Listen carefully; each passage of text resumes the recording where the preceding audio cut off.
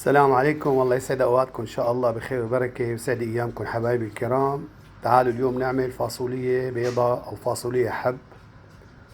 هي النوعية كتير ظريفة.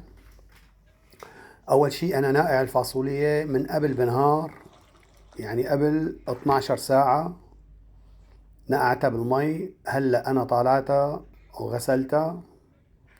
بعد ما غسلتها ان شاء الله حطيتها بالطنجرة، طبعا طنجرة ضغط، وحطيتها بالمية وحطيتها على النار. انا عندي هون لحمة، انتو اللحمة حسب القدرة تبعكم او حسب الكمية اللي بدكم اياها بتحطوها. انا هون جبت لحمة غنم مثل ما انتو شايفين، قطعتها هيك. ممكن تقطعوها اصغر، تقطعوها ناعمة يعني انعم من هيك.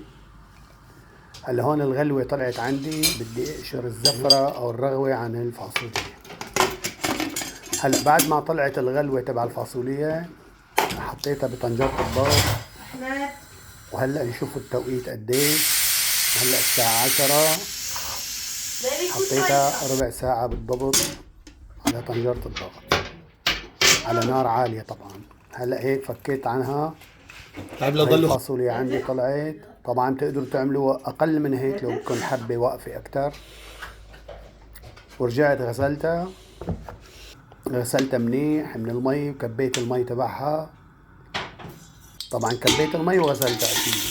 حطيت شوية زيت بالطنجرة، حطيت اللحمة، قليتها.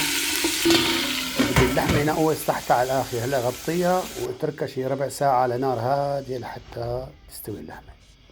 هون عندي بصل، وعندي توم مهروس، وعندي ملح، وعندي دبس الطماطم، وعندي ورق الغار.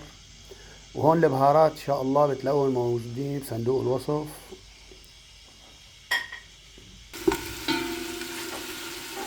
هلا هيك اللحمة تقريبا استوت شوي، يعني نص استوى. نزلت البصل عليها وحركته.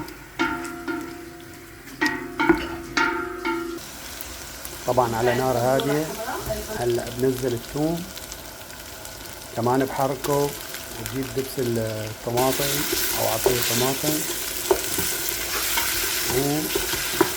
وبحركهم، وبدي الطماطم يتقلى مع اللحمة والبصل مثل ما انتم شايفين. هلا بجيب البهارات ان شاء الله بنزلهم. بسم الله الرحمن الرحيم. هيك قليناه. هلا بنحط ورق الغار، وبدنا مي سخنة عم تغلي. بننزل مي سخنة ونكون مجهزين قبل الوقت.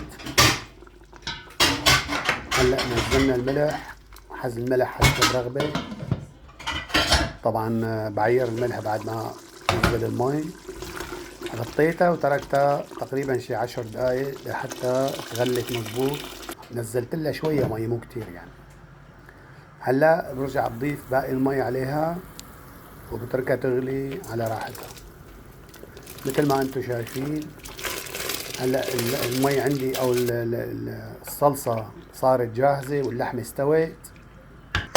بنزل الفاصولية وبخليها تغلي شي 10 دقايق بس او ربع ساعة. ما بدي اياها تغلي كتير مشان ما تذوب الفاصولية، لاني انا سلقتها من قبل.